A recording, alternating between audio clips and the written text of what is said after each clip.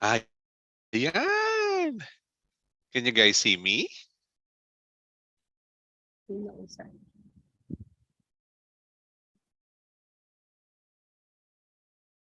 Good afternoon, mga ka-HR. It's a very pleasant afternoon this day. Dahil syempre, eto na yung umpisa. Hi, Ma'am Maylene. I see you. Hi. Ito na po ang umpisa ng ating special anniversary ngayong 2022. Para po sa kalaman ng lahat, ang HR Calabarzon started nung panahon ng pandemic. And I'll be honest with you, this is started through friendship ng mga HR. Lalo na po ako kasi ako isang HR dati. Dati within Cavite. And as an HR within Cavite, talagang ramdam na ramdam ko po yung discrimination, o di ba? Kaya nabuo po ang HR Calabarzon. Yes, discrimination. Alam ko yung mga ibang HR dyan nakakaramdam, lalo na yung mga luma pang HR. Yung mga bagong HR ngayon, medyo nag-i-evolve na ang pagiging HR sa Cavite, di po ba? Kaya nabuo po ang HR Calabarzon. Bukod po sa syempre may basbas po tayo ni Sir Darwin Rivers, ang founder and president ng Philippine HR Group, ay talaga naman pong pinagbuti ko itong HR Calabarzon na makarating hindi lang within Calabarzon. Kung mapapansin po natin, meron tayong mga ka-HR dyan sa North Luzon, South Luzon, Visayas, Mindanao, and NCR. At talaga namang ang mga avid fan ko po ay from NCR. Talaga namang nag-i-enjoy po ako at kayo po ang reason bakit lalo nating pinagbubuti ang HR. Ngayon sa Monday, yung mga gustahan ko ng content. Pamute lang po ating mga kasamahan. Okay, ako na lang parang hindi na ako ang host. Sige, yan. Sa mga ka-HR po natin, ngayong hapon po talaga namang sobrang excited, sobrang kinakabahan po ako. Yes, that's true, kinakabahan po ako and this is my second year na nagbibigay po ng HRE knowledge sa ating mga ka-HR. And syempre, huwag na natin masyadong tagalan, naka 2 minutes na ako ng introduction. I would like to share my screen para po mas mag-enjoy tayo ngayong hapon dahil meron tayong back-to-back HRE knowledge. As in back-to-back po ito dahil dalawang speaker ang ating makakasama this afternoon.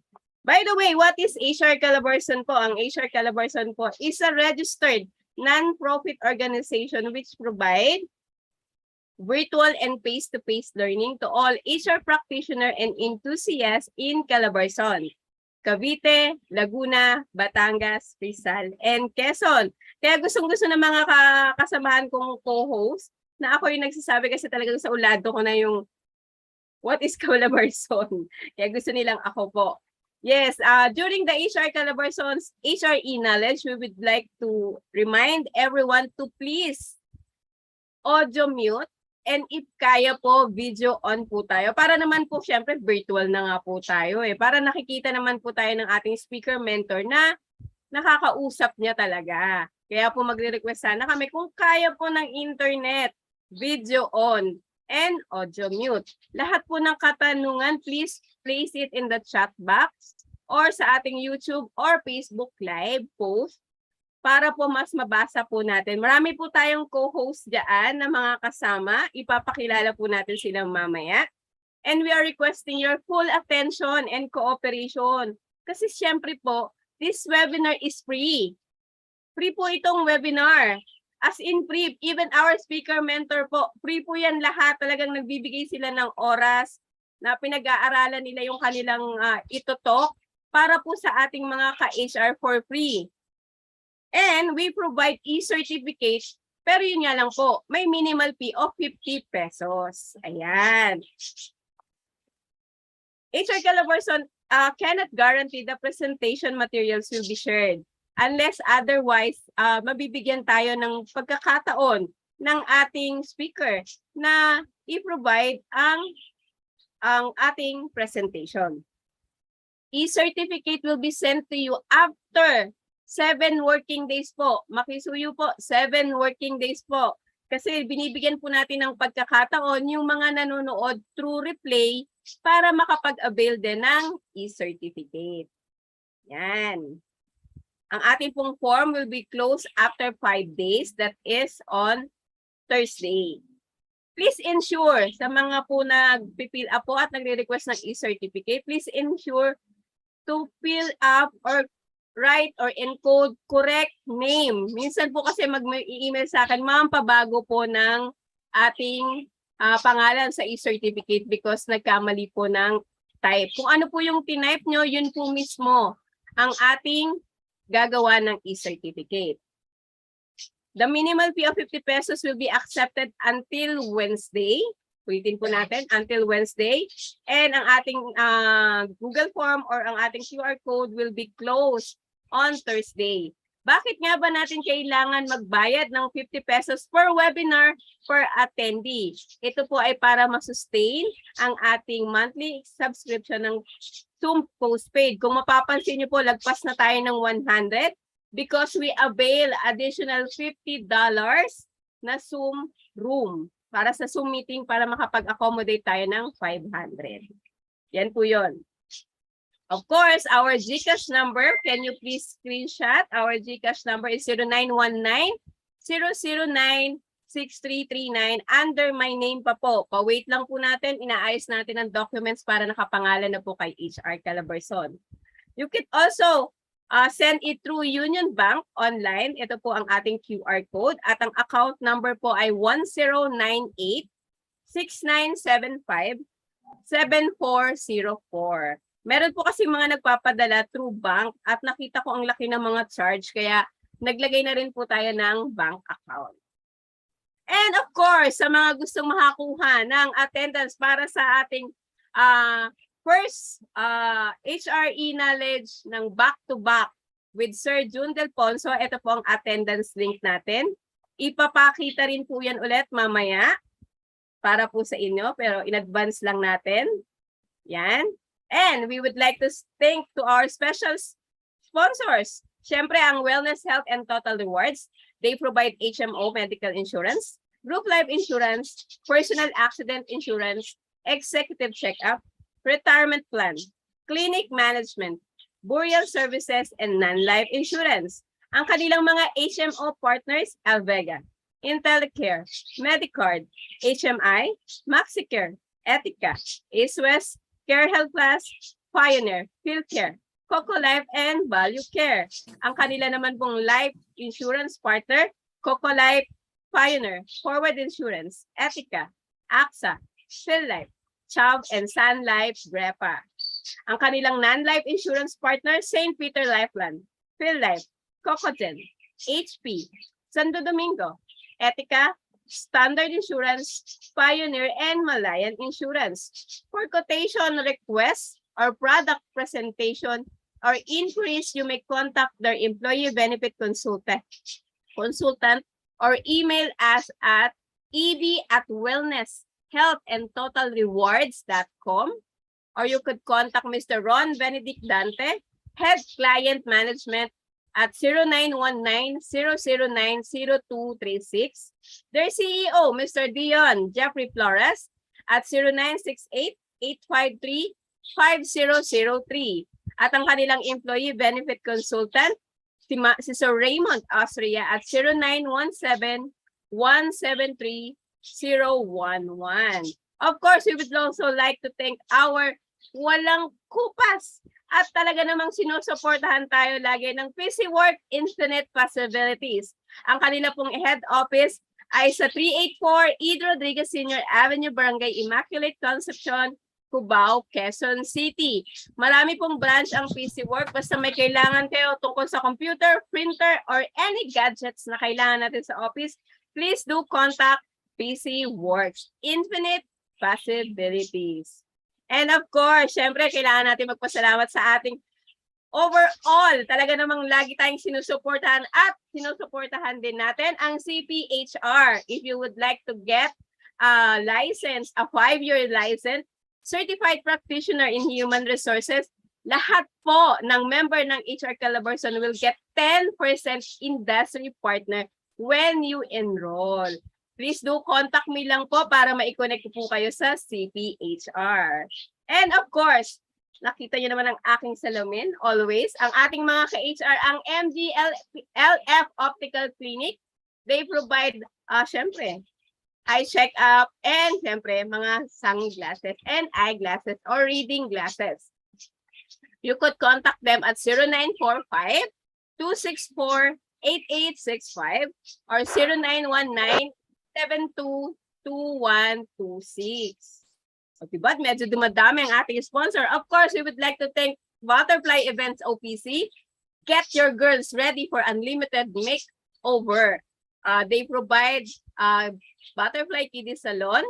So meron po silang hair and makeup, nail art, face painting, glitter tattoo, and anything that you need. You could check their page at Butterfly Kiddie Salon or their cell phone number 0936-628-6487. Or you could email them at butterflyevents17@gmail.com. Ayan. Eto na nga, dahil anniversary ng HR Calabarzon, talaga namang meron tayong back-to-back. As in back-to-back kasi second eh. So ginawa natin mula August to September. And this afternoon, makakasama natin ang ating mga magagaling pagdating sa health and safety at saka sa mental health. Next week, kasama naman natin si Sir Bong and si Ma'am Marilyn. And of course, on the August 27, kasama natin si Ma'am Vivian. At syempre, ang senior CEO ng Circalogica na may kaakibat ng CPHR, kasama natin si Sir Michael. Ayan na nga. Tawagin ko ang aking co-host, Ma'am Nomi. Ito ating back-to-back learning series. Ano sa tingin mo ang kaaabangan ng ating mga ka-HR? Ayan, alam ko excited na po lahat tayo to learn a lot from our speakers. And so with that, alam ko excited din tayo na ma-meet ang iba-iba nating mga ka-HR dito hindi lang dito sa Luzon, we also have around the Philippines. Ayan, so we welcome everyone as we join our back-to-back learning series for the second anniversary ng ating HR e-knowledge. Ayan. So, Ms. Nadi? Yes, this afternoon, ma'am, ang ating topic is the future of HR, trends in health and safety in workplace. Sa tingin mo ba, ma'am, tayong mga HR, sapat na ba na alam natin yung sapat na ba nakapag first aid tayo o meron tayong first aider? Di ba parang mas sapat na meron tayong alam pa sa mga latest health and safety workplace, di ba? Yes, of course. Kasi especially ang daming requirements ni DOLE, So kailangan, as HR, we know the DOLE compliances, government compliances, so that we will be able na makapag-comply and at the same time, at risk, di ba? Madaming hindi natin inaasahan sa work. So, pwede tayong mga HR ang unang-una na mag-rescue sa ating mga employees. Yes. At dahil dyan, ma'am, para hindi na sila masyadong mainip, let's introduce our speaker for today.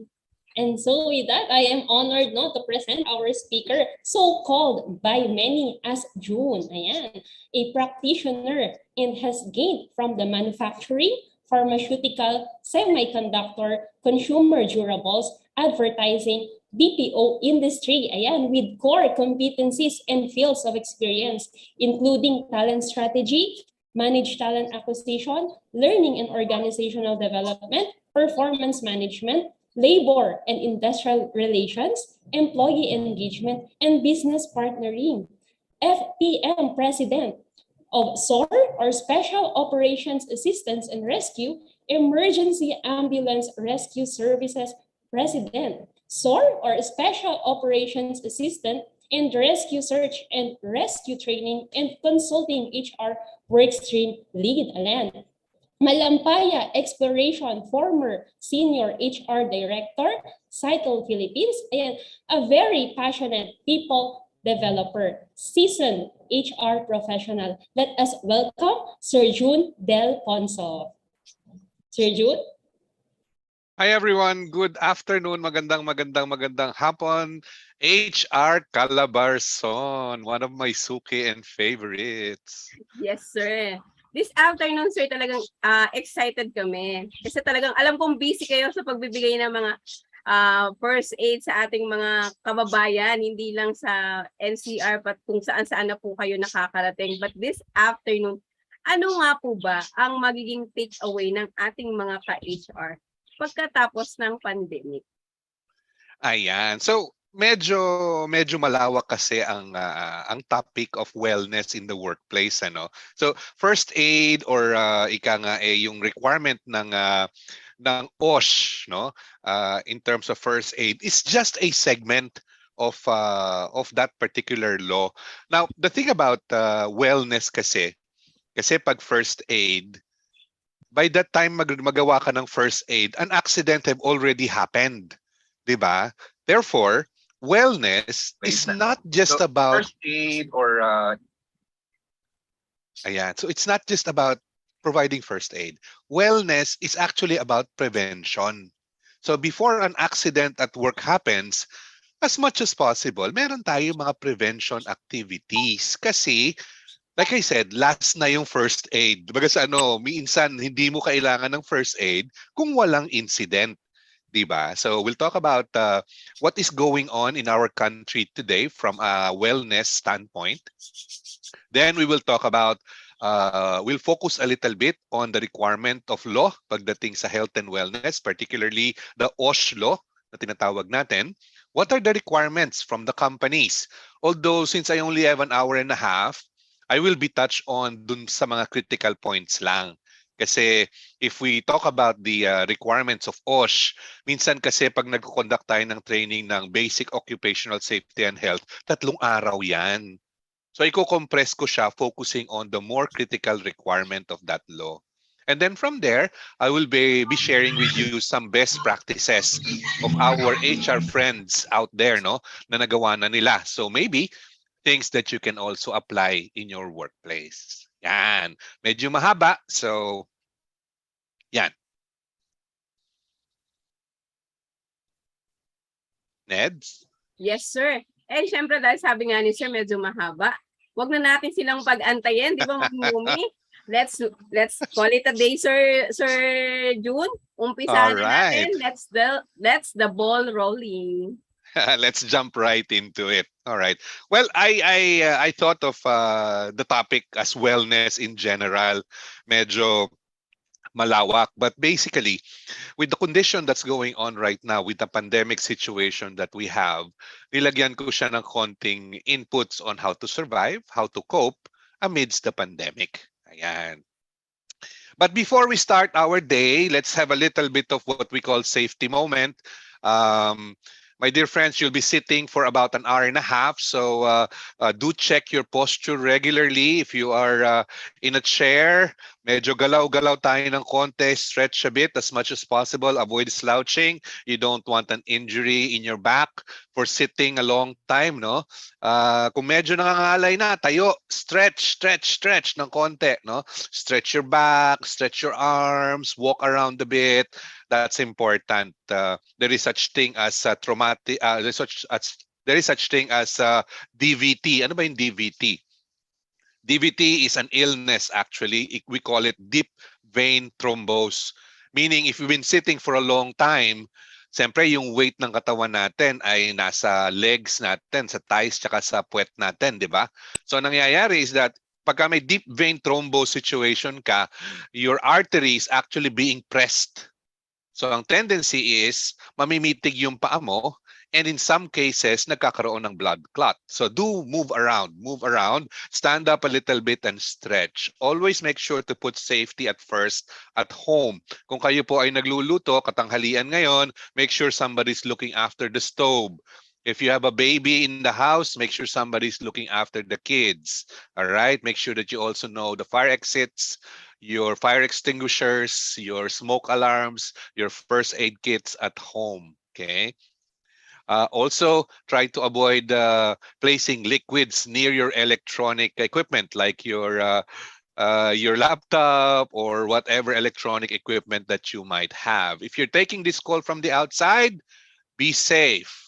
especially now that we still have the COVID virus in play. Okay, always remember yung ating mga safety precaution, social distancing in crowded places, wash your hands regularly with soap, or if you don't have soap right away, alcohol or sanitizing solution.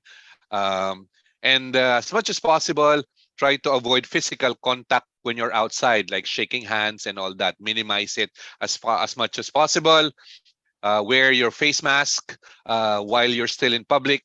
No, wear your face mask, and of course, if you're not feeling well, stay at home and have yourself checked.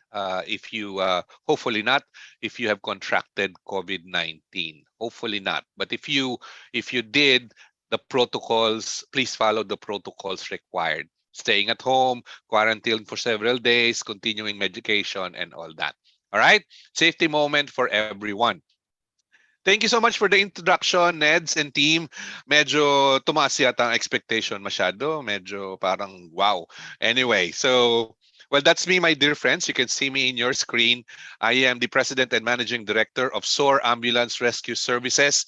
We provide ambulance services and emergency response team to companies and individuals requiring emergency medical transport or services. We started as a volunteer group. We called ourselves Special Operations Assistance and Rescue, and we remain to be a volunteer group in most of our activities. So yan, sabi nga ni Neddy, we've been training and teaching a lot of schools, government agencies on what we call occupational first aid, basic life support, AED, and bleeding control. We also provide this type of training sa ating mga corporate clients. So if you need training on those areas for your health and wellness program, we are accredited by TESDA. And it is being accepted by DOLE. So pag na-audit kayo, tinatanggap po ng DOLE ang certificates. Tatlo po yan. Normally, ang tinatanggap ni DOLE for your audit is Red Cross, TESDA, Certified Training Center, and BFP. Si BFP ay nagko-conduct din ng training program, kaya lang minsan, because BFP is a government agency, it takes a bit of time for them to approve your requests. So very often, si Red Cross and mga TESDA accredited training centers ang nagko-conduct ng occupational first aid BLS for you. Let us know if you need one, okay?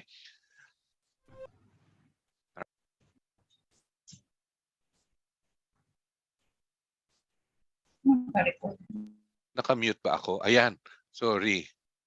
Ayan. So like I said, welcome to SOAR. And let me move forward. Okay. These are just some of the clients that we have served and continually serving until today. Yeah. So let's start with what's going on out there in our country today. Well, I guess we all know that COVID-19 is still present, even if a lot of people have said that pandemic is over, COVID is already gone, and all that. No, marami tayong mga pronouncement na naririnig kung saan-saan, social media and all. My dear friends, my business, one of my businesses is ambulance service, and we see the situation in hospitals and different patients on a regular basis. 5 minutes ago, tumawag sa amin si Olivares Hospital. We are being asked to pick up a patient from Olivares Hospital to be transported to another hospital, COVID patient. Yesterday, we transported someone from Cavite, Noveleta, to Chinese General Hospital, positive COVID patient. So, my dear friends, the fact of the matter is COVID remains present. Because of the vaccination and a lot of preventive measures that we have been doing over the past 2 years, I guess we learned our lessons already. Cases of COVID have gone significantly lower. So allow me to share with you some data about COVID-19 and what's happening in the Philippines. What has COVID done to our lives? Our lives have changed. We're living through a time of uncertainty together. It has made us deeply aware of the experiences we love and have lost, those we've changed, and the new ones we've adopted. Experiences like how and what we buy, how and where we work, how we interact with other people, As we navigate the uncertainty, we've noticed 5 major changes in people's behaviours, which are likely to shape experiences for some time to come. Life is less predictable. We're actively seeking new joys in this strange reality, but we don't have confidence to plan right now. As our confidence dips, we'll turn to brands we trust to see us through. Brands should seek ways to strengthen that trust and to rebuild our confidence as we manage the effects of this event. Many of us are finding we can go online to do things we once thought were only possible in person. Communicating, learning, working, transacting, consuming. We may well find that many won't willingly return to their analogue ways. Brands would be well advised to explore how digital technology can best serve their customers, now and in the future. To ease pressure on doctors' offices and hospitals and to contain the virus, the healthcare industry is developing a much stronger online offering, and this is likely to grow as the pandemic eases. Health will continue to dominate people's priorities, increasing the demand for health-related experiences. Health should be a consideration in the design of every kind of experience. Home has become the epicenter of life. We do almost everything at home, so we're optimizing our homes as multifunctional spaces. When we get our freedom back, will we run far and fast? Or will we have a deep affection for the homes we've worked to make nice? We might not know for a while, so brands will need to plan for both possibilities. Even people least engaged with current affairs are now watching the news, waiting to find out how our governments plan to help us through this. Our dependence on government activity is giving them a huge stage to show us what they can do. If they handle the crisis broadly right, we can expect to see newfound respect for authority. If they don't, the opposite will be true. This event is forever changing what it means to be a customer, an employee, and a citizen. Learn from people's ingenuity in exceptional circumstances. Empathise with their situation, adapt to help them now, and reinvent your business for the never normal. The human experience is evolving. How will you evolve with? So that's the question, the big question, my dear friends. The human experience is evolving. How will you evolve with it? Diba? So COVID has changed a lot of things in our lives. The things we used to do, some we can't do anymore. With the loosening of the controls, notice that we are trying to get back to how we used to do things. Some malls nowadays, you can see a lot of people going to the malls. Movie theaters have slowly opened up, and you will find people that are coming into the movies. Parks, theme parks like Enchanted Kingdom, they have already opened up again. So we are trying to get back to the life that we used to have, but not 100%, as you noticed. The face mask will, I guess, forever be part of our lives until finally COVID-19 and its variants have been eradicated. That is one major change in our lives.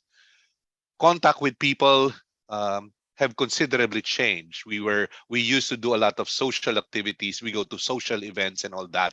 Now we try and limit it as much as we can because COVID still remains.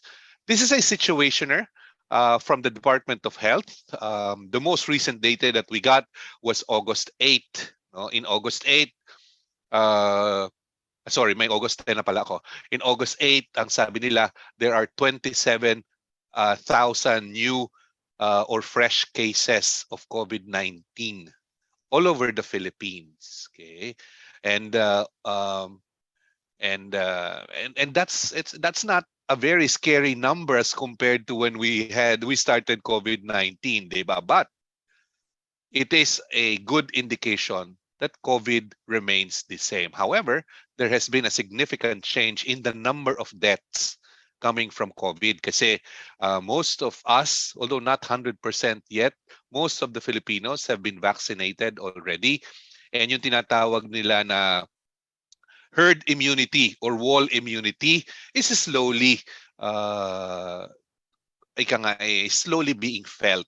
Cases of COVID are not as what's the right word? As not fatal anymore, Although there has been deaths as well, probably because individuals have comorbidities, have illnesses, and all that. No, so but as compared to when we started way back 2019, 2020, the number of deaths have gone considerably low.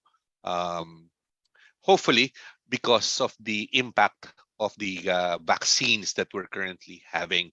So booster shots are also being pushed by the government right now. I remember when I was still a young HR, palagi kaming, as a part of our benefits to our employees, meron kaming flu shots. After that, meron kaming booster shots. Well, it did help a lot of our employees, maintain their wellness. So if you haven't had your booster shot yet, try and consider it. I do understand that some individuals think that they should not because it's a choice, a personal choice. Kasi you're putting something into your body. So it is a personal choice. But we do encourage you guys to have your booster shots, please, if you can, kasi it's a preventive measure. Okay. What else is happening out there? And what have we done about it? A lot of organizations have done a lot of things for their employees because of the impact of the COVID-19. They're still doing it today. Most of them, although there has been some changes because of the requirement right now of the government for some PEZA organizations to go back to the workplace.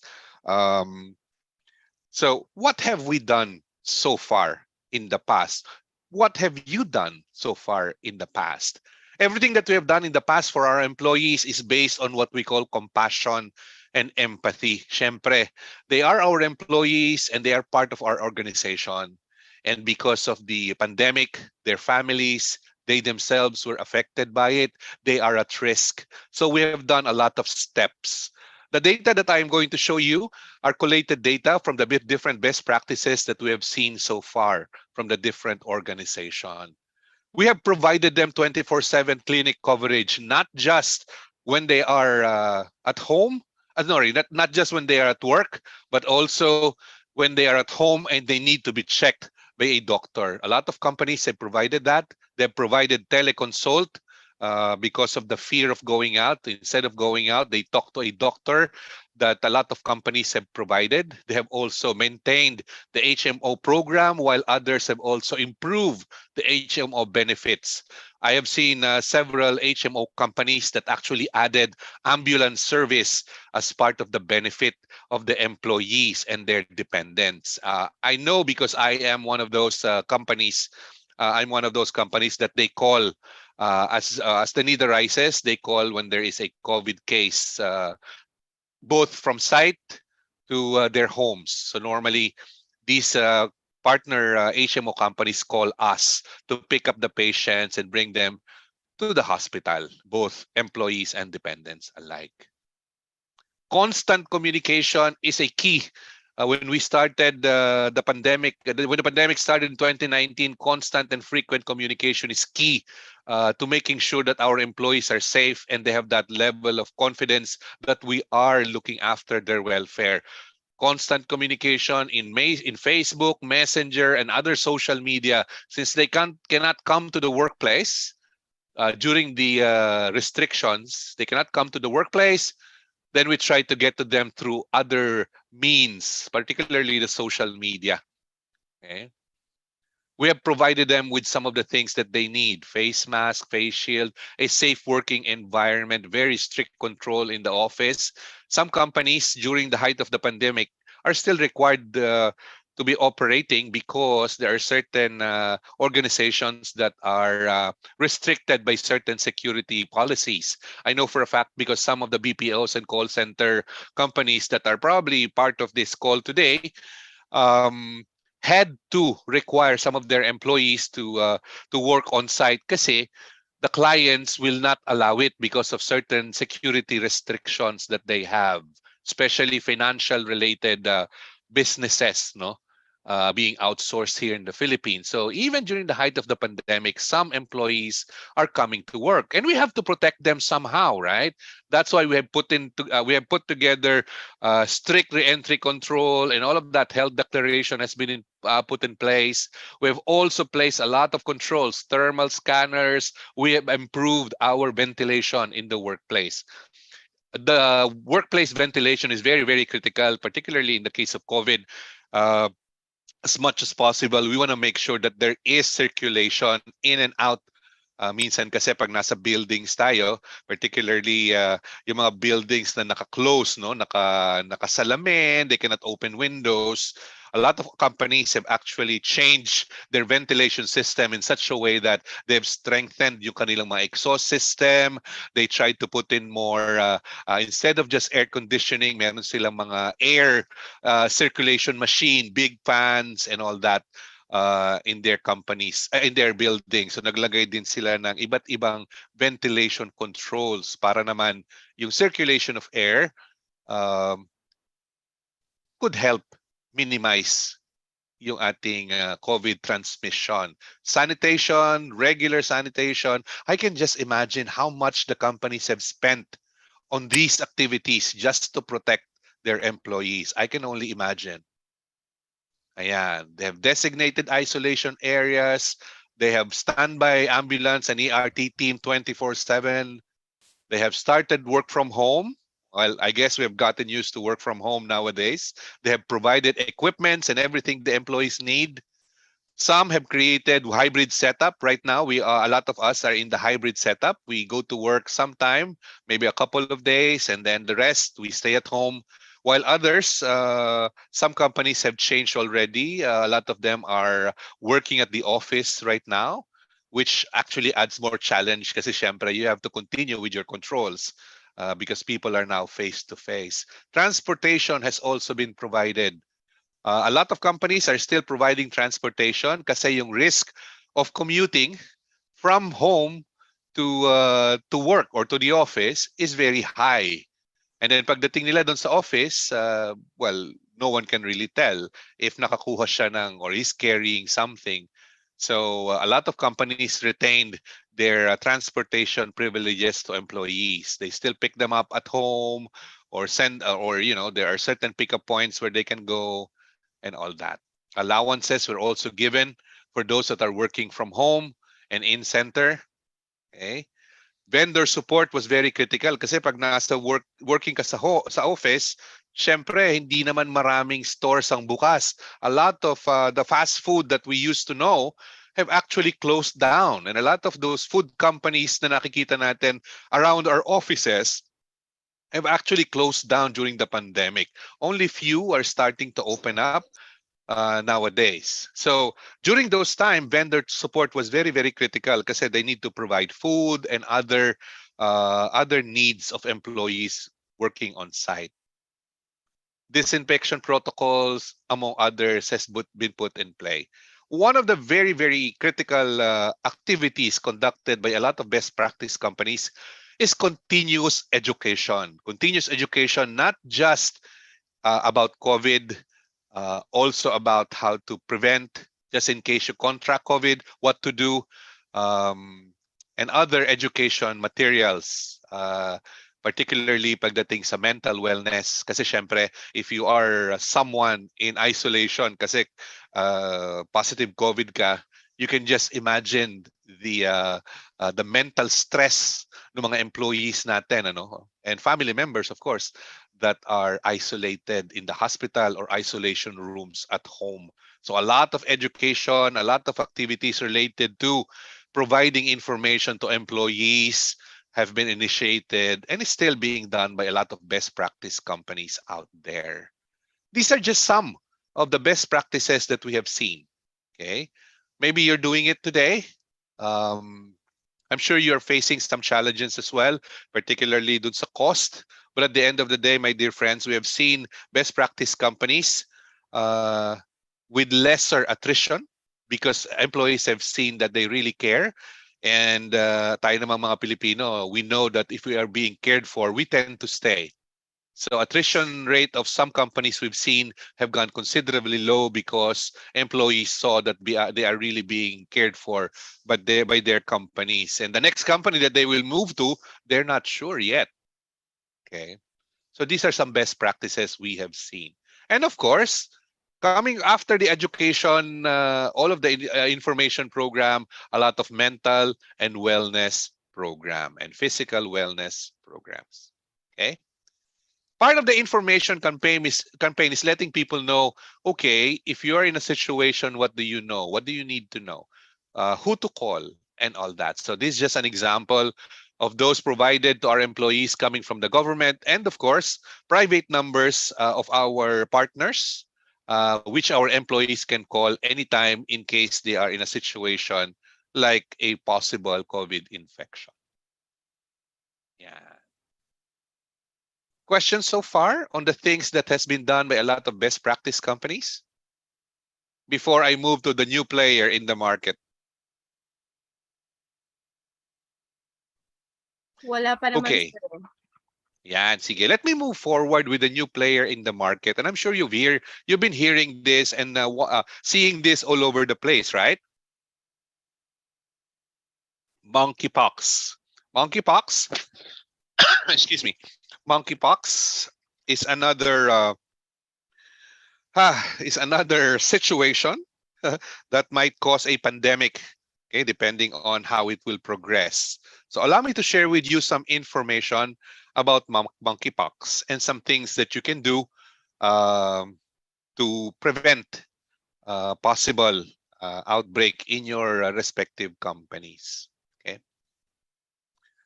DOH have already declared that the first monkeypox case in the Philippines arrived in July 2019. Okay, and was isolated for 21 days and was released last August 5, 2022. There were others that were in contact with this particular individual, and they're also in quarantine right now. The thing about monkeypox is that there is no available vaccine at this point in time. So let's try to understand what monkeypox is and what are the possible impact to us as individuals and, of course, as organizations. Let's watch this. Cases of a rare disease called monkeypox, caused by a less severe cousin of the smallpox virus, are popping up around the globe, including in the United States. The monkeypox virus is endemic to several countries in Africa, which means most of the pictures you're about to see in this piece are from past outbreaks in those regions.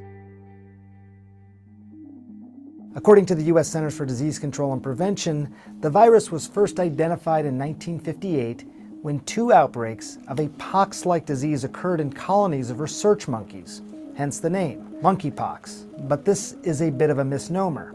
The natural reservoir for monkeypox has not been identified, but is most likely rodents or similar creatures.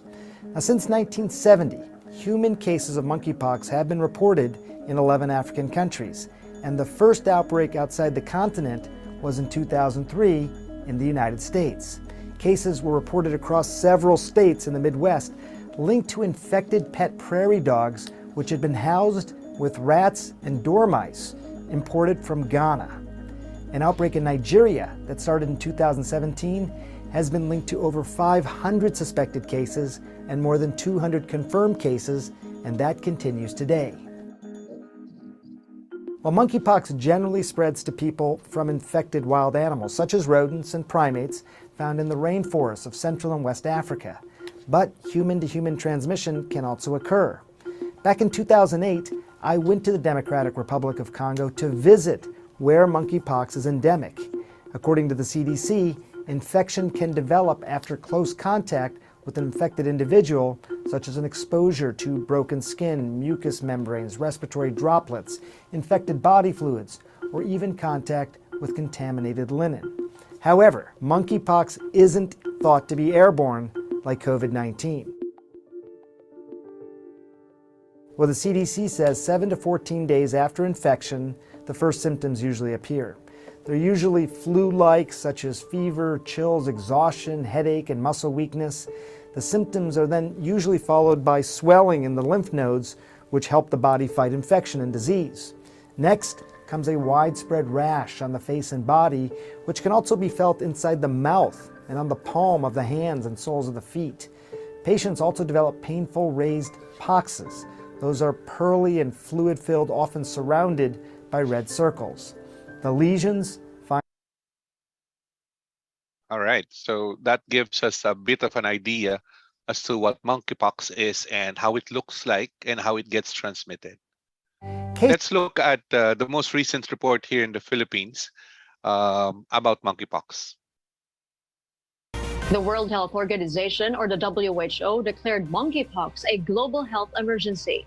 According to the WHO, transmission occurs when a person comes into close contact with the virus through an infected animal, infected person, or contaminated environment. The following symptoms of monkeypox are commonly experienced at the beginning of the disease: fever, headache, muscle ache, backache, swollen lymph nodes, chills, general feeling of exhaustion. Symptoms can progress to a rash with red, raised bumps on the skin, which then turns into pus-filled blisters before eventually drying out and falling off.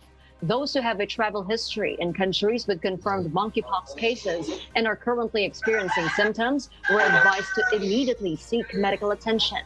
There are no treatments specifically for monkeypox virus infections. However, monkeypox and smallpox viruses are genetically similar, which means that antiviral drugs and vaccines developed to protect against smallpox may be used to prevent and treat monkeypox virus infections. Ayan. According to our government, the possibility of having the monkeypox vaccine could happen in 2023. For the meantime, sabi nga ng ating reporter, since the monkeypox is close to the smallpox, common naman sa Pilipinas yan, no? Nagkakaroon tayo ng smallpox. Ano nga ba smallpox? Tigdas. Bulutong yung iba, no? So common naman sa atin yan, chickenpox and all that. So far, the medication for those may be used to treat. But then again, there is really no definitive treatment yet for monkeypox. So if you do have a symptom, report it right away to your nearest regional health unit so you can be isolated and, of course, symptoms addressed. Yeah. Questions so far on monkeypox? It's not considered yet by our DOH as a threat, but similar to COVID, it actually started as a health emergency and eventually broke out into more progressive cases of COVID. So hopefully, we're praying that monkeypox will not spread. But then again, preparation or prevention is better than a pound of cure. Always carry with you a disinfectant solutions or chemicals like alcohol, and wash your hands as often as possible. So far, monkeypox is not, well, based on research that we have seen so far, monkeypox is not airborne at this point in time. So it's really fluid transfer and touch to infected or infected linens and all that stuff. So bring your alcohol with you, wash up, lather up every time as frequent as possible to prevent contamination. Okay? What about sa bahay naman? Workplace, at home in terms of mental wellness. I know for a fact that mental wellness or mental health is something that a lot of organizations are trying to push right now. Others have been quite successful already, while others are still trying to get into mental wellness or mental health program. One thing I learned over the years, my dear friends, is that wellness cannot just be at home, at work. It also has to be at home. So the things that we teach our employees in terms of mental health and mental wellness should be things that they can transfer when they go back at home, no? To help their families as well. We always remember this. Our parents and our grandparents always tells us that everything begins at home. Love, care, and all that. And wellness also begins at home. And the things that we do for our employees should be able to help them at home as well. Okay, let's talk about mental wellness. mag-grounding muna tayo ng konti. In the Philippines, ano ba nangyayari sa ating bayan ngayon in terms of mental wellness? Okay? 3 million Filipinos, according to WHO, are affected by depression, and it's called the third most prevalent mental illness in the Philippines today. Third only to hypertension and heart problems. So mental health has become the third most prevalent illness in the Philippines. I remember there was a time, palaging stroke ang problema natin, tsaka heart problems. But now, the third one is mental illnesses. There are a lot of challenges, however. If you look at the highlighted segment here, about 10 million Filipinos, only 700 psychiatrists, and about 1,000 psychiatric nurses all over our country. Looking at these numbers alone, if there are 10 million Filipinos, and in this case, 3 million Filipinos are affected, you only have 700 individuals to support these Filipinos. Now, in your respective company, I'm not sure if you're able to evaluate how many of your employees are currently being, are currently going through a phase in their lives, particularly meron silang mental illnesses. No, I don't know if you're able to, but if you can, work with professionals like psychiatrists. They will definitely be able to help you a lot in identifying those employees that are currently going through mental issues. Later on, I will share with you some tips on how to work on mental illnesses or mental issues at work. Okay. Ayan. Look at the first highlighted box. There are only 2 tertiary care psychiatric hospitals in the Philippines. The National Center for Mental Health dito sa Mandaluyong and one in Mariveles. Can you imagine that, my dear friends? We only have 2 tertiary hospitals. However, a lot of big hospitals that we have here in Metro Manila and other provinces naman also have their private practices. So meron naman silang mga psychiatric clinics and wards then. But they are mostly private hospitals. And minsan, alam niyo naman, pag private, it's a bit costly. And according to this data as well coming from National Statistics Office, when the COVID-19 started, a lot of calls actually came in sa kanila. Ayan. And most of the calls is related to anxiety and depression. Okay. There are examples here actually. No? There's a 34-year-old man. Akala niya may COVID-19 siya. And nag-commit siya ng suicide. Ayan. So a lot of our Filipinos who are currently experiencing some of those mental illnesses or conditions do tend to do things that are sometimes contrary to common practice. Like in this case, he thought, so depressed siya for a while, nag-commit siya ng suicide. So the numbers, excuse me, that I have here was still in 2020. I can only imagine how many there are now in 2 years after. Yeah.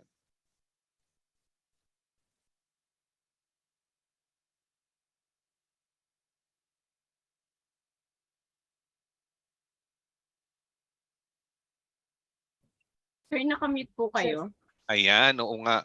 Bakit kaya ako nagiging mute? Ayan. As you probably all know, the National Mental Health Law has already been implemented and some budget has been put into play. However, the 615.5 million budget is barely enough to cover the needs of our Filipinos as seen in this computation. Additional budgets are being requested and hopefully it will be granted, as well as implementation plan are also being well, some have been implemented already. Like, for example, the all local government units are actually mandated by that particular law to put together their own LGU-based mental health programs.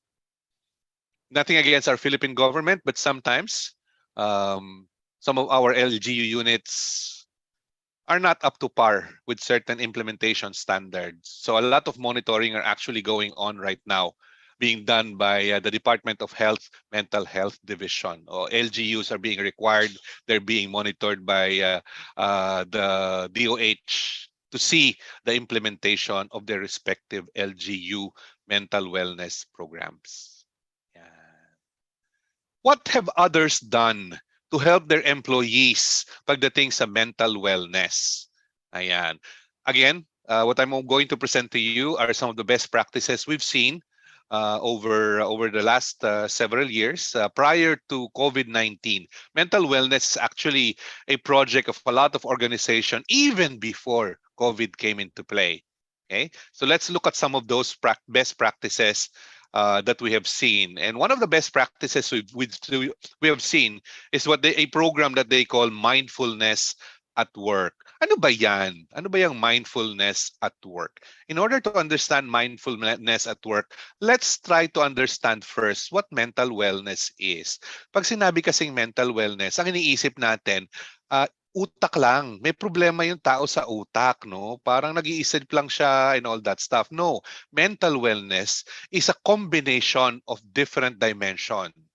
Not just thinking, but also feeling, okay, the emotional dimension, the psychological dimension, the connecting dimension, which is yung social dimension side, which is dealing with people, working with their family members and all that also is included in what we call mental wellness. Putting it all together, you come up with a holistic program. Okay. What is happening to those individuals with certain mental illnesses? Here are just some signs or examples. Okay. Difficulty sleeping. Yan.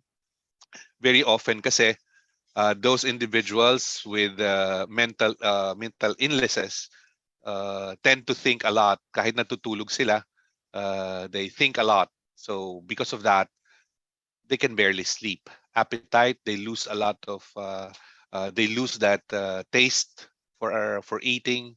Sometimes nakikita natin pumapayat, namamayat kasi hindi sila masyado makakain because of the feeling that they're going through, depression, and other emotional feelings. No? Sometimes there's extreme mood swings. You will find that he's okay one time and then after a few minutes, biglang there's a big change. Depression is one of the most common ones that we see in our employees. You see them sometimes being, they used to be a very social person. Then all of a sudden, you see them being a soloist, going alone, avoiding talking to other people, and you can see that they are often sad. They're all by themselves. They weren't like that before. Some hallucinations. Others they try to cope by drinking alcohol or drugs. Okay. Some signs and symptoms. In the mindfulness at work project that was created, they actually tried to come up with, okay, let's try and find out what's going on with our employees. Everything began with an assessment. What's going on? Let's find out what's going on, where we are as far as the mental health of our employees are concerned. So they did an assessment. Coming from that assessment, they started with a lot of education classes, education initiatives, mga campaign to let people know that awareness about mental health. They came up with a lot of training for the managers, for the supervisors, for the team leads, and for the employees, for every individual to understand what it is, and for managers, supervisors, and team leaders how to handle situations where meron silang employee or employees that are experiencing symptoms or signs and symptoms of mental illnesses. A lot of interventions was also put in place, a lot of activities, not just education, but also activities like sports activities, relaxation activities at work, among others. A lot of communication was also in play, especially for those employees that have signs and symptoms of certain mental illnesses. Let's try and define what mental illness is. In this particular definition, mental illness is any mental, behavioral, or emotional disorder criteria being experienced by a person or an employee. Mindfulness is a set of interventions. The idea of mindfulness is that to help our employees reach a state, a psychological state where they look at moment to moment awareness of their current situation without feeling inward judgment about what's going on right now. So that's what we call mindfulness at work. Mindfulness at work now becomes a self-management and a collaborative effort with the different individuals in the organization. Both co-employees, managers, supervisors, team leaders, professionals like psychiatrists and other medical practitioners out there. So ano ba ang ginawa nila? What are the things that they do? These are just some of those activities that they have done. Identifying, connecting, and understanding where the employee is coming from or what's going on. Okay, conducted mga mental wellness assessment. Okay, managers were actually taught not just how to handle cases, but also they were taught NLP or neuro-linguistic programming. They need to be able to understand where the other person is coming from and how they will communicate with that particular person, and other interventions, training provided for those individuals involved. They came up with what they call mental first aiders. These are actually co-employees that is part of the whole program to assist and support certain employees that are going through a certain, going through mental illnesses. What else was done? They try to encourage work-life balance, okay, giving opportunity for people to work and at the same time giving them healthy activities that they can go through while at work or opportunities outside of work. Okay. Some have given flexible working hours and a lot of fitness activities, not just Sports Fest, but partnership with fitness companies where they can go and have some fitness programs like gym, swimming, among others. Okay. They also encourage people to get into a hobby. I remember one particular company that I have seen. Ginawa nila in terms of hobby. Kasi tayo, pag sinabi nating hobby, kung limited lang ang nagagawa natin sa work. But in this particular company, one of the global, bigger telco company, ang ginawa nila, meron silang not just yung mga usual hobbies, meron silang bike, nag-create silang bike clubs, nag-create sila ng singing clubs, nag-create sila ng other clubs in that organization where individuals who are interested in, let's say, for example, activities like soap making. All right, I want to learn about soap making. All right, we'll come up with a program on soap making based on a study that they have done. We'd like to go into more physical like biking. According to the study that they've done, employees actually prefer that. So they gave them the opportunities to do that. Another critical component of mindfulness at work are not just the touchy-feely soft activities. They created and developed what they call mental health policies. Okay, the idea of the mental health policy is, of course, preventive. If they can help the employee through the activities, it's part of the policy. If there are certain things that they need to extend to an employee, like, for example, a little bit of longer vacation time here because of that, then they will give that. Professional help, if an employee needs professional help, they do that. I remember a best practice in one of the companies, they actually work with their HMO companies.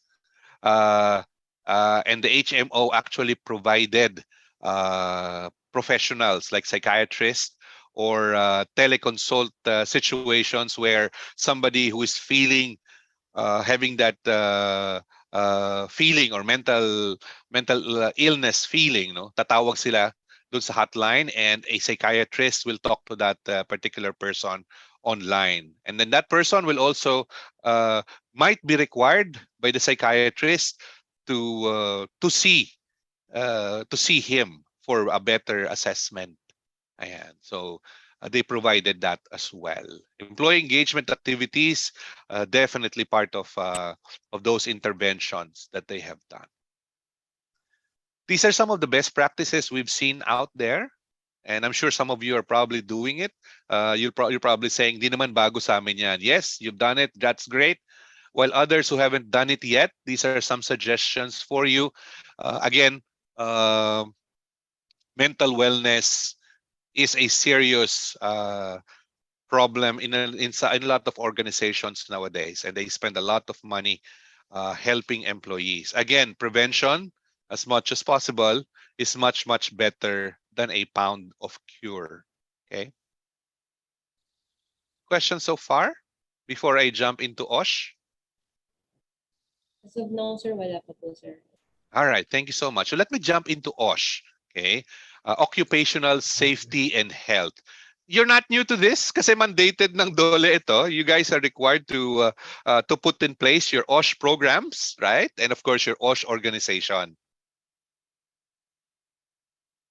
or your occupational safety and health practices in your companies.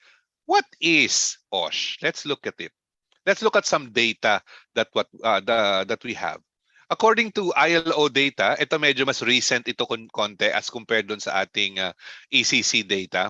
I tried to look for the most recent data sa ECC, but so far this is the most recent I've seen. Okay, ILO data. Ang sinasabi ni ILO is that based on their monitoring, about 7,500 people die due to unsafe and unhealthy working conditions every day across the globe. In the Philippines, medyo old ang data, my dear friends, but this is a good indicator. 347,000 work-connected sicknesses, injury, and death claims between 2000 to 2010, or an average of 141,000 cases per year, or 386 per day across the Philippines.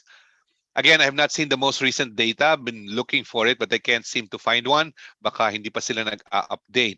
But this is a good indicator of certain situations in some companies that are not practicing, or maybe practicing but are not practicing OSH to the standards required by law. Kaya, so may mga injuries at, in some cases, deaths. Okay? Let's look at the OSH law. What are the pertinent legal provisions of the OSH law? There are some things to consider. The Republic Act 11058. This is the act strengthening compliance with OSH, occupational safety and health standards, and providing penalties for violation of the OSH law. Right? There is also the Department Order 198-18 implementing rules and regulation of the Republic Act 11058, entitled An Act Strengthening Compliance with Occupational Safety and Health Standards and Providing Penalties for Violation thereof. Kaya po kayo ino-audit ng DOLE sa inyong mga OSH practices, and if you are found to be non-compliant, bibigyan kayo ng warning to correct. If you don't correct it, penalties will be imposed. And the implementing guideline of that is the Labor Advisory 04-19. Okay? Ano bang sinasabi nitong batas na ito? Simple lang po. Number 1, 5 things to consider. Number 1, each organization must determine its own level of classification, whether low risk, medium, or high risk organization sila. Okay? Very often, yung mga nasa construction natin, ayan, medyo high risk yan. Yung sa mga nasa hospitals natin, medyo high risk yan. Yung mga nasa offices natin na hindi naman very physical in nature, you'll have to assess kung kayo ay low risk.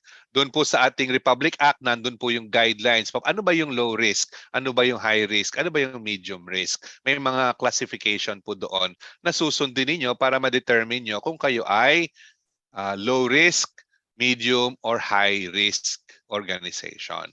Kasi syempre, depending on that particular evaluation ninyo, kung kayo ay high risk, then there are certain guidelines and requirements that you need to put in place sa inyong workplaces. No? Mga safety precautions, safety procedures, among others. Number 2, under the law, a safety officer or a safety team, depending on the size of the organization, must be created and certified. Okay, and certified by the company's human resource section based on qualifications required under Section 14 of the OSH law. May mga standards po tayong sinusunod dyan. Kaya meron tayong Safety Officer 1, Safety Officer 2, Safety Officer 3, and Safety Officer 4, as the case may be. Okay, depending on the risk level or the classification of your organization. So once you classified, you need to put together your safety officer or safety team, depending on the size of your organization. And the third one is employees, ika nga, employers are encouraged to conduct mandatory workers OSH seminar. So yung safety officer po ninyo are the ones who's supposed to lead in the implementation dun mga tinatawag natin na OSH seminar in the workplace. Ano ba yung OSH seminar in the workplace? Mostly, yung training po na to is helping our employees understand the value of safety and health in the organization, in the workplace. Tinetrain din natin ang mga employees natin on procedures and practices natin sa organization natin to maintain safety, wellness, and health. Importante pong maintindihan ng mga employees natin yan. Again, prevention is better than a pound of cure. Wala po dapat bayad ang empleyado sa training na yan. Okay. Number 4 requirement po ay yung tinatawag natin na reporting. Okay. Meron po tayong mga template na pinoprovide ang Department of Labor. Kung kayo ay magki-create ng OSH program, may templates na yan. If you want to tweak the templates, pwede rin naman. Okay? Hindi naman pinagbabawal na i-tweak ninyo kasi may mga suggested templates na po ang Department of Labor. Kung gusto niyo dagdagan, pwede naman din. Okay? So importante po na ma-establish ninyo yung inyong health and safety program in your workplace. Bakit po nire-require ang first aid at basic life support? Kasama po yan sa inyong OSH and health program. Ayan, kasama po yan. Kasi although meron kayong clinic at meron kayong nurses at doctors in the clinic, kailangan nyo po ng safety team na nasa site at nasa floor. Kasi naman po, hindi naman kadalasan po ang clinic natin, yung mga doktor at nurses ay nasa labas ng ating work area. So halimbawa, nasa construction tayo, yung ating pong nurse ay probably nasa labas. So kailangan po natin ng first responders as part of the safety team. So yung mga first responders po na yon are trained. Excuse me. Are trained in BLS, first aid, and other occupational and safety and health practices. Ayan. Yan po ang inyong team at kailangan nyo mag-create ng program. Excuse me. Medyo mahirap po pagtuloy-tuloy ang pagsasalita. Nangangati. Let me just get my candy. And the last requirement po nito is yung reportorial requirement. Okay? Kailangan po nating isubmit. Excuse me. Kailangan po nating isubmit itong mga report na ito. Yung pong ating Work Accident Injury Report or WAIR as we call it, Annual Work Accident Injury Exposure Report, Annual Medical Report at OSH Committee Report sa Department of Labor. Yan po ang 5 pertinent requirement ng ating OSH law. Questions so far? Yes, sir. We have a question po, sir, from Yes po. Miss Mirna. Ayan.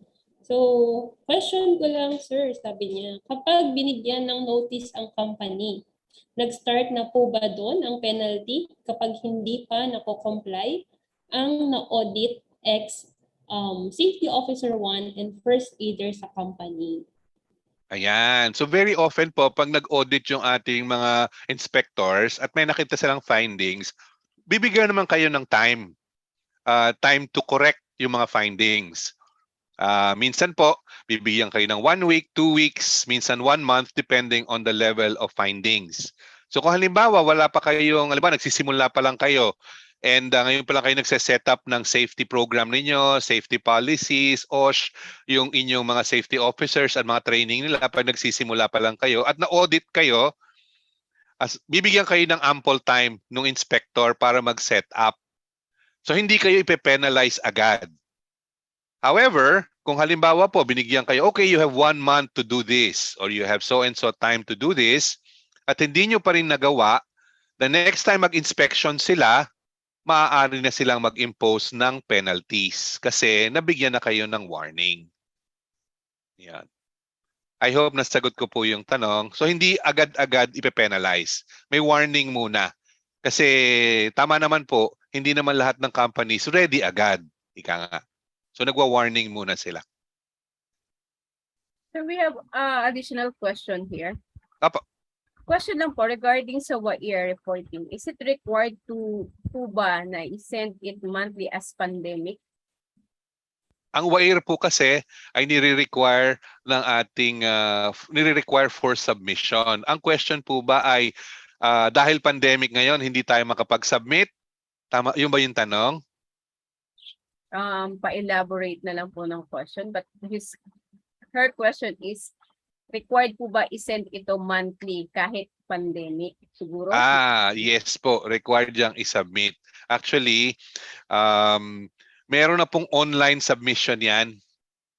Ayan. So i-check nyo lang po dun sa OSHC website. Meron pong online portal doon kung saan kayo pwedeng mag-submit. Kaya kahit COVID, pwede kayong mag-submit. Wala pong dahilan para hindi. Kasi ang WAIR po ay accident injury report. Napaka-critical po nun para sa DOLE. So, kung hindi nyo po masubmit, pwede nyo na sa online. Punta na lang po kayo sa OSHC website. Meron pong instruction doon kung papaano. Sir, at magtuloy po muna tayo. Yung ibang question, i-save natin para sa Q&A. Okay, sure. Kasi alam ko naman, syempre, itong DOLE advisory na to, very critical to sa mga co-HR natin. Ayan. Alright, tuloy tayo. Okay.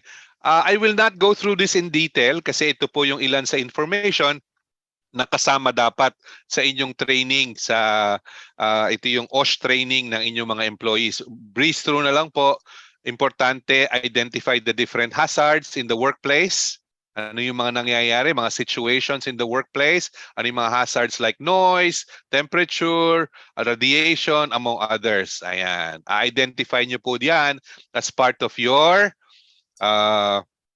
OSH program. Pa-part na yan ang inyong safety program. Ayan. Yan pag-aaralan nyo yan. Ano yung mga hazards? Ayan. Pag-aaralan nyo lahat yung mga hazards na yan. So, psychosocial hazards, pinag-aaralan din pala yun. Baka overloaded yung mga tao sa trabaho natin. No? Hindi natin pinapagbakasyon, palaging overtime, walang Sabado-Linggong pahinga, tuloy-tuloy ang trabaho. Yan, may mga restriction po dyan. So, assess natin yon, psychosocial. Okay?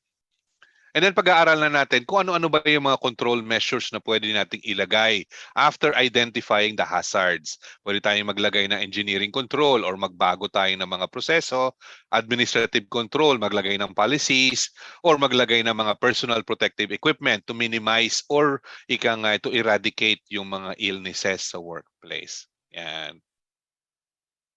Okay, very quickly, pagdating po kasi sa wellness, palagi tayong mayroong mga perception, minsan iniisip natin. Ito yung some samples of those, Accidents and road deaths are unavoidable. We very rarely make mistakes. Yan. We exceed company expectations and we never break the law. These are just some thoughts that we have in our mind. Ika nga paradigm natin yan minsan. However, the fact of the matter is, accidents naman can be avoided. Yan. We also make mistakes. Okay? Our performance can always be improved or get better. We don't always follow the law. That's a fact. Meron po tayo sa simpleng batas nga lang sa trapiko eh. Alam natin na hindi tayo dapat pupunta dun sa zebra line kapag nakastop kasi pedestrian line yan. Pero from time to time, na-violate natin yan dahil lumalampas tayo sa zebra line. Pedestrian line yon. Pero wala namang nanguhuli, sabi nga nila.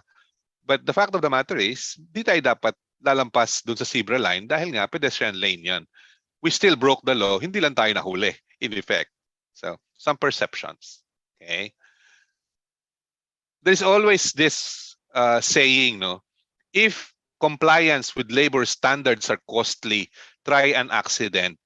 I'm sure nagkaroon na po kayo ng sitwasyon sa office ninyo na meron kayong employee na na-aksidente sa workplace. Can you imagine how much yung cost ng hospitalization? How much yung cost pagdating sa compensation ng employees? Kasi work-related yan eh. Can you also imagine yung impact dun sa productivity sa trabaho natin? Kasi di makakapasok yan, depende sa injury for several days. Nakuryente halimbawa, no? Paano kung namatay yung empleyado? I'm sure you can imagine how much, not just in terms of peso, but also in terms of time and emotion invested dun sa injury, no, or not even injury, death ng ating employee. So, practicing safety at work actually pays a lot back, ika nga, no? Lesser cost pagdating sa accident. You don't need to spend much on hospitalization. You don't need to spend much on a death, no, of an employee. Okay? And yung productivity ng employee will continue kasi syempre nagtatrabaho siya at malusog siya, ika nga, at masaya siya sa kanyang ginagawa. So, if you think that complying with labor standards are expensive, try an accident. Mas mahal ang aksidente. Okay? Question po so far? I-reserve namin, sir, for the Q&A. Parang ang dami-dami na niya na.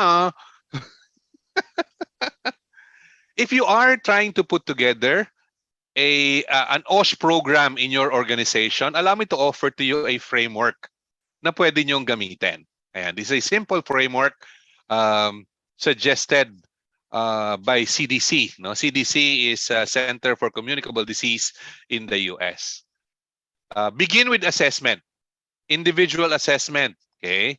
Ano ba ang demographics? Gaano ba karami ang empleyado ko? Ano ba ang kanilang gender? Ano ba ang kanilang preferences? Ano ba ang kanilang health condition? So mag-aral muna tayo. I-assess natin yung mga employees natin. Ano yung mga risk na nakikita natin? I-assess natin yan dun sa ating organization. I-assess natin yung ating bang workplace ay meron bang mga hazards. Yung ating workplace ba ay ligtas. Yung mga manager ba natin ay masyadong toxic. Kaya yung mga empleyado natin ay stressed palagi, no? Yung mga practices ba natin, like halimbawa yung pagbibigay ng tamang pagpapahinga. Yung 1-hour lunch break ba ay binibigay natin? Yung mga 15 minutes break ba ay binibigay natin? Yung mga pahinga ba like Sabado-Linggo ay binibigay ba natin? Or kinakain pa natin yung mga araw na yan para makapagpahinga sila? Or masyadong maraming, kasi nga syempre mahirap din ang buhay, marami tayong binibigyan ng overtime. So anong nangyayari? 2-3 linggo tuloy-tuloy silang nag-overtime, wala nang pahinga. Pag-aralan din po natin yan dahil may impact yan dun sa tao at dun sa productivity ng tao natin. Assess din natin yung ating community, yung bang kapaligiran na ating pinagtatrabahuhan. Meron bang sapat na mga support mechanism like yung transportation, may masasakyan ba ang empleyado? Nakatira tayo sa loob ng PESA, halimbawa, isa sa mga PESA dyan sa Laguna, ang sasakyan hanggang gate lang. Maglalakad siya, napakalayo bago siya makarating dun sa ating planta. Can you imagine that ginagawa ng empleyado mo sa umaga at sa gabi? At pagdating niya sa bahay, ay wasted na siya. Wala na siyang oras man lang sa kanyang pamilya. Ayan, i-assess po natin yung mga yan. I-assess natin yung individuals na employee natin, i-assess natin yung organization, at i-assess din natin yung community. Ayan, based on the results of our assessment, gagawa na tayo ng plan. Ano ba ang gagawin natin para ma-implement yung ating workplace health model? Dapat may leadership support palagi. Dapat naiintindihan ng ating mga leaders na an accident will cause us significant amount of time, productivity, and money. So dapat maintindihan natin na preventing workplace accident is actually beneficial for us. Kailangan ng leadership and management support. Kailangan din ng management team o ika nga management process na magha-handle ng program na ito. Kaya po kayo meron kayong health and wellness team or committee in your organization. Very often, yung health and wellness committee ninyo ay composed hindi lang ng mga health practitioners but also composed ng supervisors, rank and file, managers, and other functional departments in your organization. Kasi nagtutulong-tulong sila para i-implement ang inyong health and wellness programs, health, safety, and wellness programs in your organization. So kailangan ng management team. So pag sinabi ko management team, hindi lang management yan. It's a team that manages. Okay? Now, you have to identify also ano ba yung mga goals and strategies natin para ma-implement natin yung ating program. So pag-aaralan nyo yan ng Health and Safety Committee. Kailangan din ng resources. Kaya po nire-require na meron kayong safety officers. Yung safety officers po ninyo ang mag-i-implement together with the committee ng mga programs. Si safety officer po ninyo will also audit yung implementation ng different departments or different function. Ayan. Dapat din po, provide din sila ng resources. Dapat may budget din sila para ma-implement nila yung mga programs and activities pagdating sa wellness at safety. Ayan, communication. Make sure that employees know what you're trying to do, the benefit of putting together a safety plan, okay? Or yung workplace health plan, na tawag natin, importante yan. Dapat maintindihan nila, bakit ba kailangang meron pang OSH seminar? Hindi naman ako yung safety officer. Importanteng alam nila yung purpose. Ayan. And then of course, nagawa mo na yung plan mo, now you have to implement it. Ayan, ano yung mga programs, mga policies, and all that. Then after implementation, kailangan nating i-evaluate. Okay? Ano ba yung impact ng ginawa nating program? Tumaas ba yung productivity ng mga employees natin? Nabawasan ng absenteeism, nabawasan ng injuries sa workplace, nabawasan yung mga complaints. Ang init-init naman dito sa office na to. Ang hina-hina ng aircon. 3 taon na namin nireklamo yan. Hindi pa naaayos ang aircon na yan. So yung mga ganong klaseng reklamo ng employees, bakit itong mga kuryenteng kable ito ay natatapakan lang namin? Kung mga kuryente kami dyan. Things like that. So pag nabawasan yung mga ganyang klaseng complaint, ibig sabihin, your plan or your program is working. Ika nga. Healthcare cost, dati ang dami nating pinapadala sa ospital or kung saan man dahil nagkaroon, naputulan, wag naman sana, nahiwa, naputulan ng kamay, nasunog. Monitor mo rin, last year ba, gaano karami yan? This year ba, gaano karami yan? Or nabawasan ba o hindi? Ayan. So, eventually, your goal is to have a culture of health in your organization. So kung nagsaset up po kayo ng OSH program in your organization, this is a model that you can follow. You can actually tweak it if you like. But the process is very straightforward lang naman. Assess first, get management support, and start your planning. Put together a team, your workplace safety committee. Implement your program and evaluate the output or the results of your program. I hope it makes sense, my dear friends, this model. Yan, tuloy tayo. Questions so far, my dear friends? We have done a lot. Ang dami na nating nagawa since the COVID started and even before COVID started, marami na tayong mga activities sa workplace. What else can we do? Okay.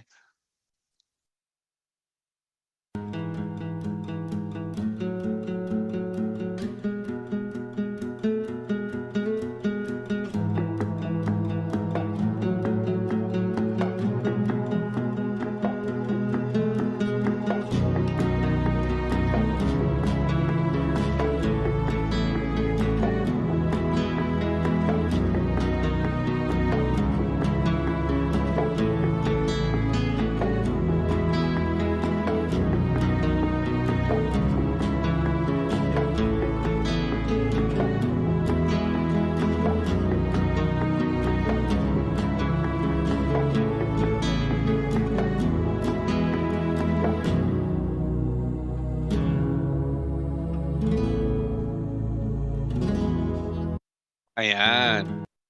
As HR practitioners, as health and wellness practitioners, what else can we do to help our employees cope up with the current situation that they have? Ayan. Questions so far, my dear friends?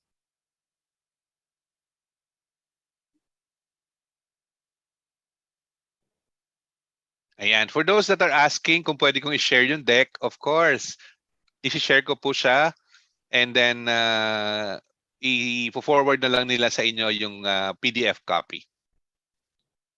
Yeah. So we have a question here, sir.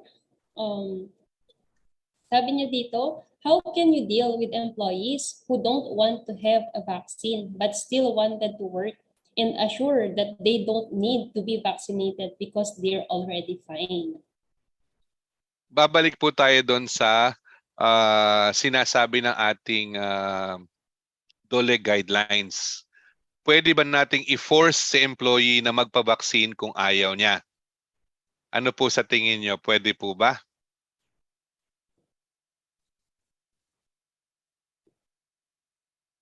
Pwede po kaya natin siyang i-force na magpa-vaccine?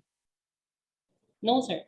Ayan, kasi po, ang ating pong mga employees ay pinoprotektahan against discrimination. In this case, yung iba po kasing company, kapag hindi vaccinated, ay dinidiscriminate nila. Hindi po natin yan pwedeng gawin. Okay? So kung ang tanong po ay ano ang pwede natin gawin para ma-encourage natin silang magpa-vaccine, importante po yung information. Information about yung mga, napansin nyo kanina, nagbigay muna ako sa inyo ng COVID cases, mga situations para ma-encourage kayo na magpa-vaccine kung hindi pa nagba-vaccine. So the best thing we can do is encourage the person to go through vaccine by educating the person what it's for. Okay? Kung maaari naman po na at some point ma-encourage na rin naman sila, siguro that's well and good. Kung hindi, you cannot force them. May tanong po, hindi ba sila pwedeng i-hire? You are discriminating. Okay? You are discriminating kung ayaw nyong i-hire dahil hindi siya vaccinated. What you can do is to require certain requirements being allowed by law. Halimbawa, kailangan po nilang mag-submit ng mga negative test results. Ayan. Kailangan nila mag-submit ng negative test results on a regular basis. Yung may tanong dito, kung ayaw pa rin pong magpa-vaccinate despite info drive, alam ko po where you're leading. Pwede ba silang i-dismiss? Hindi po. Hindi po sila pwedeng i-dismiss. Kailangan po nilang mag-comply sa requirement allowed, which is regular submission of the negative result of RT-PCR. Okay? Yan po. Hindi po natin sila pwedeng i-force. Kung employee na, hindi natin sila pwedeng i-dismiss dahil ayaw nilang magpa-vaccine. Mai-illegal dismissal po tayo. Ayan, ingat po. Kung gusto natin, again, encourage natin sila to education. Ayan. Kung ayaw pa rin, make sure lang na nire-require nyo sila na mag-submit ng required RT-PCR showing negative. Ayan. Ayan. Actually, marami tayong question, no, Ma'am Nomi. Sumobra yung dami, but siyempre, medyo limited din yung time natin. Yung lahat po ng question ay ilalagay natin sa Facebook Live natin. Ayan. And i-request natin si Sir June para mas makita ng lahat. Of course. Kung maaari pong masagutan. Ayan po. Share lang po ako ng screen. Ay, stop share ako, ma'am. Saglit lang po. Okay lang po, sir. Ayan. Ma'am Nomi, can you please do the honor of presenting our certificate? Kung naman nag-abala pa kayo. Ay, sorry. Ayan. So it is our honor po, no, to present our appreciation po to Sir June. Ayan. So basahin ko po, no, HR Calabarzon Group presents the certificate of appreciation to Sir June Del Ponso for sharing his invaluable knowledge and expertise as a resource speaker for the 60th HR Knowledge entitled Future of HR, Trends in Health and Safety in the Workplace via Zoom and Facebook Live at 1 p.m. to 30 today, given this 13th day of August 2022. So signed, Ms. Neddy, our founder, and Ms. Jorina, our corporate secretary. Thank you, Sir June. Thank you so much. Hindi po Neds, pwede. papadala ko sa iyo yung PDF ng aking deck para pabigay mo na sa kanila. Yes, sir. Siyempre, sir, hindi matatapos ang HR, ang 60th HRE knowledge nang walang mandatory picture taking. Siyempre, remembrance ni Sir Tui. Makisuyo po, pa-open lang po ng video.